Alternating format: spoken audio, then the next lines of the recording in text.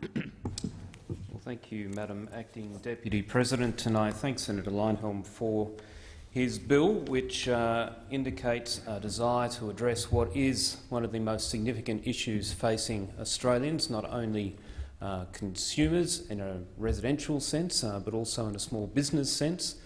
I note in South Australia, news announced today that Cafe Buongiorno at Modbury, which is one that I have frequented a number of times over the years, has announced that this will be its last week of operation, looking to close down because of high electricity costs.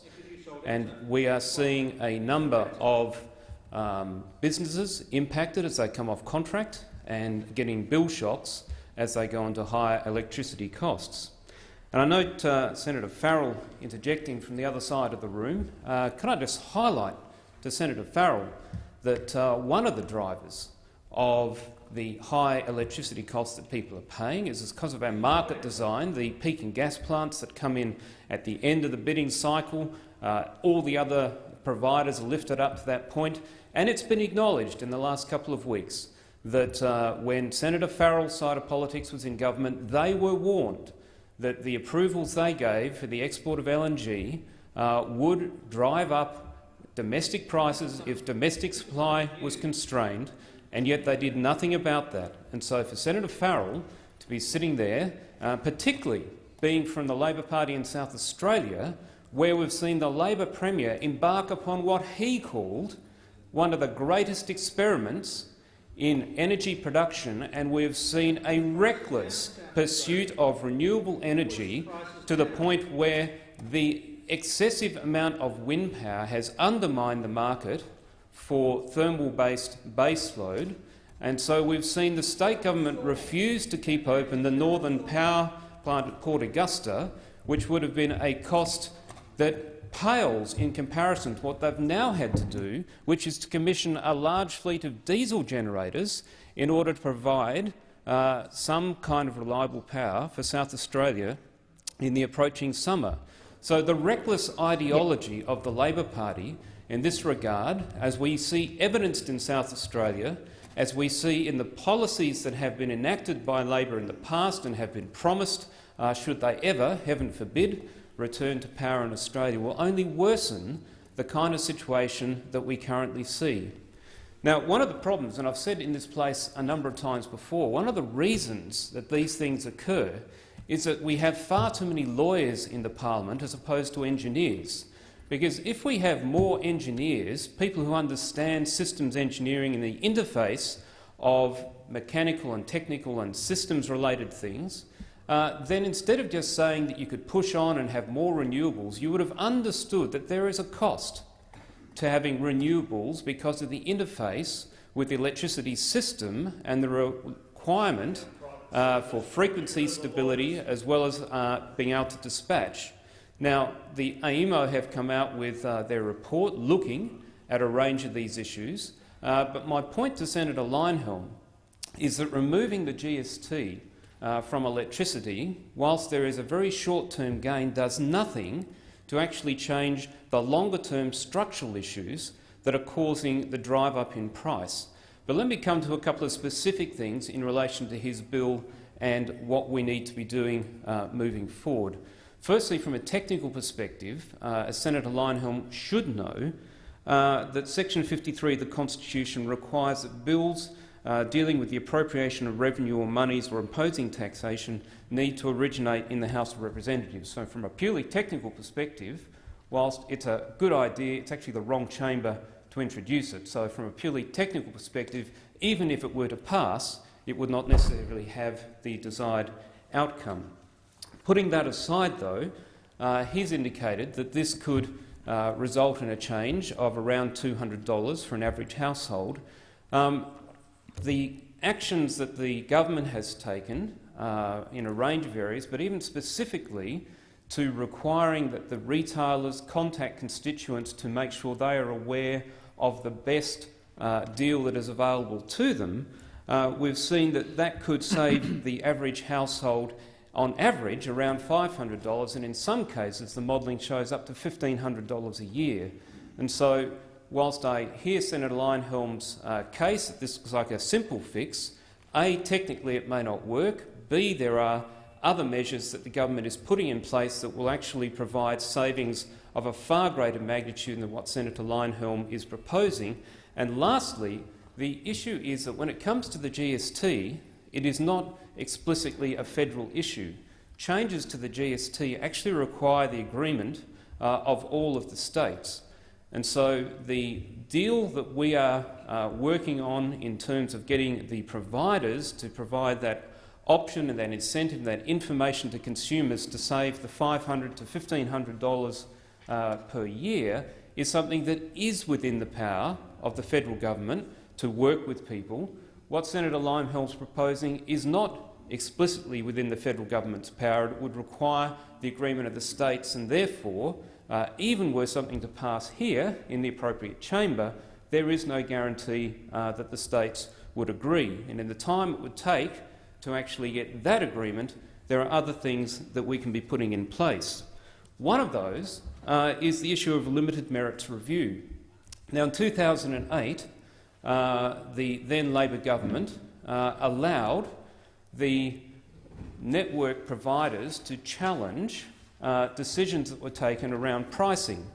And I think some 32 out of the nearly 51 decisions of the energy regulator have been challenged. And what that provides, and I think I'm quoting here, a research note by a major broker said, investors are getting this as a free option with the upside being it brings forward a dividend surprise. In other words, every time they are able to challenge a decision of the regulator, it actually brings forward more profit, more dividend to those network providers. Given that one of the largest components of the price which is paid by residents and commercial users of electricity in Australia is the network cost, then one of the actions that this Senate should be taking, and in fact we are dealing with an issue right now where we are seeking to have that limited merits review removed, which is in line with other things such as postal and water, etc. We are seeking to do that now. We're seeking to do it quickly, and yet we'll be having a vote in this place later today as to how the Senate deals with the government's legislation to remove that limited merits review. And I would call on Senator Leyonhjelm and others on the crossbench and the opposition that when that comes up for a vote today, that you should be supporting the government to bring that legislation forward as soon as possible, rather than referring it off to a committee, to bring it forward so that we can actually take action now to bring electricity supply, in terms of the networks, into line with things like water networks, so that the people who are providing that can't make additional profit by using what brokers in the system called the free option to them, which increases their profits at the expense of people in the Australian public. Since 2008, when it was established by the Labor government, those 32 out of 51 decisions taken against the energy regulator, it is calculated, have resulted in some $6.5 billion of additional costs being passed on to consumers in their electricity bills.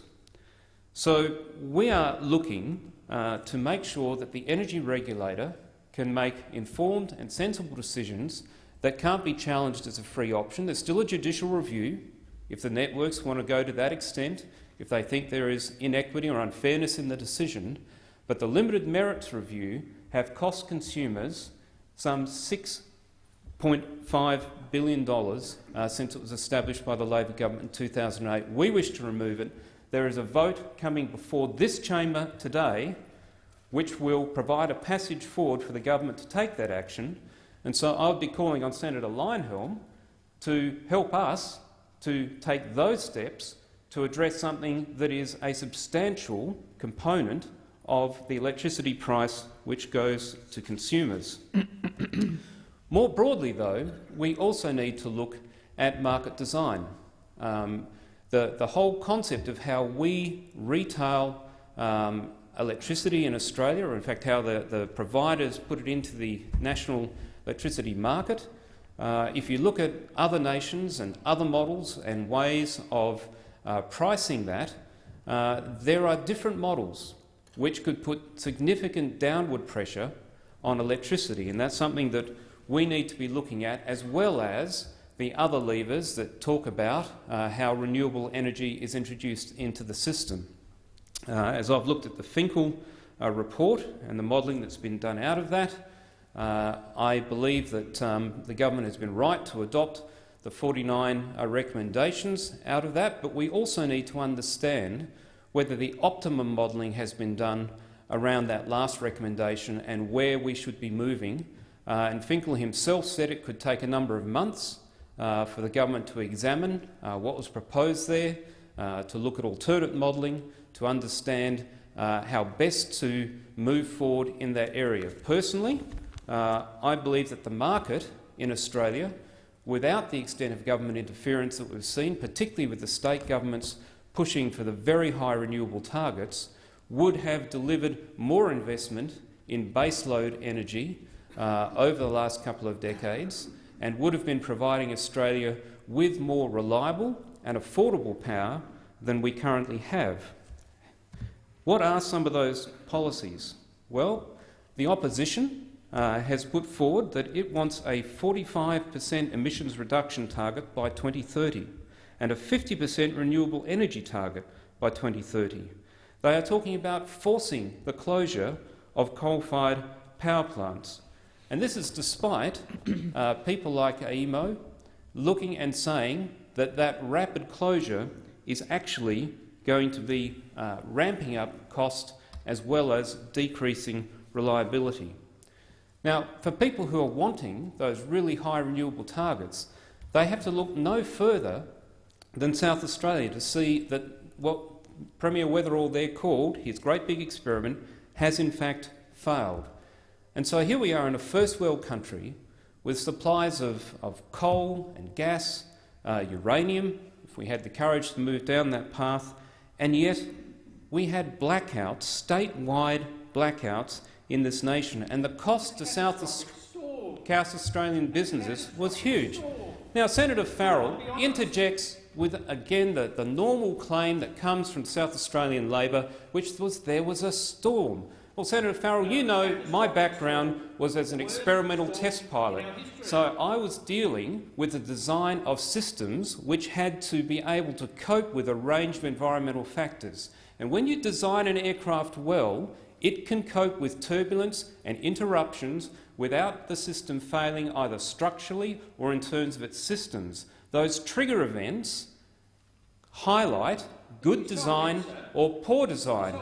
And so the fact that there was a storm in South Australia merely points to the fact that the system was poorly designed, it had low redundancy, and it didn't take account of the failure modes.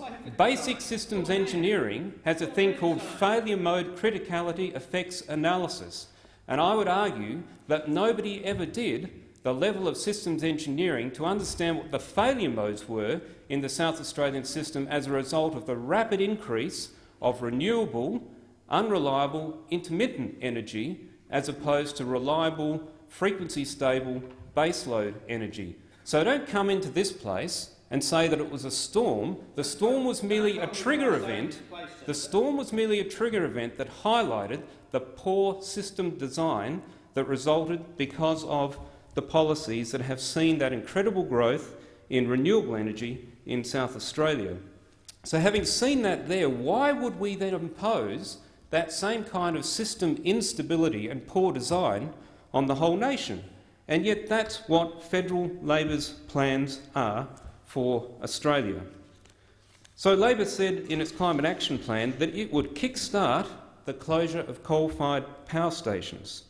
It teamed up with the Greens to pass a motion that would encourage the closure of coal-fired power stations, saying, and I quote, "The question is not if coal-fired power stations will close, but how quickly." Now, this would lead, as we've seen in Victoria and other places, to the destruction of jobs in Australia's coal-fired plants and thousands of jobs elsewhere. And the Australian Energy Market Commission has said that the forced closure policy could cost up to $24 billion around Australia. So in Hazelwood, in Victoria, as a result of their closure, energy companies and AGL and Energy Australia have increased bills by up to $135 in 2017.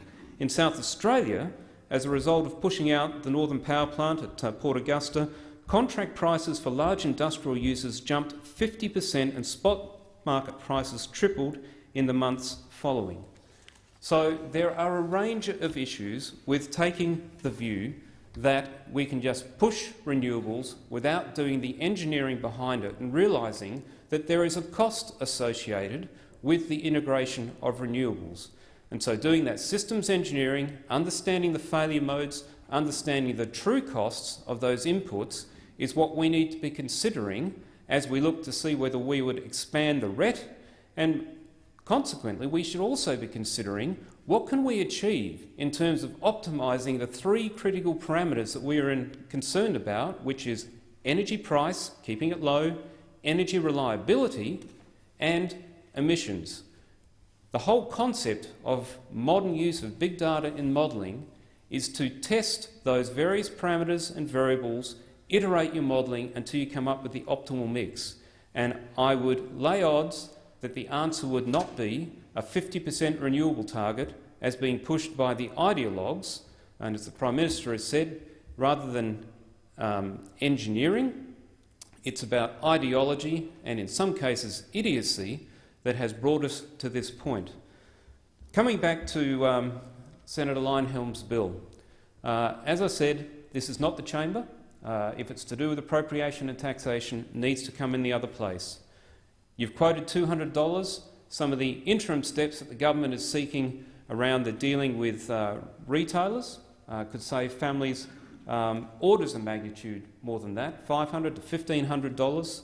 And importantly, in terms of things that this chamber can do, today there will be a vote in this chamber about how we deal with the limited merits review, and the indications are that those opposite want to push it off to a committee and kick it down the road as opposed to dealing with it today. And I would challenge them, if they are concerned about the closure of businesses, it's like Bongiorno Cafe in Modbury, if they are concerned about the impact of prices that are impacting families in South Australia, then they will be voting with the government today to enable us to deal with the limited merits review, given that network costs are one of the most significant inputs to the costs that are paid by consumers and by businesses in Australia. So I won't be supporting Senator Leyonhjelm's bill, not because I don't share his concern about electricity prices, but because technically this is not the chamber, and because there are other measures that we can be dealing with today that will have a far greater impact on prices that go to Australian consumers.